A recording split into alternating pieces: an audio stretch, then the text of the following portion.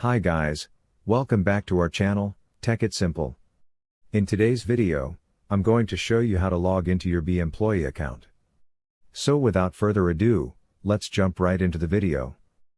Firstly, make sure that you have a stable internet connection. Once you do that, go to your default browser and search for employee login. Once you make sure to scroll down a little bit, and you will find online HR and payroll portal for employees. Just click here. Now, you have to click on Login, which is on the top right corner of your screen. Now, you just have to click Login, which is on the top of your screen. Now, as you can see, you are already redirected to the login portal.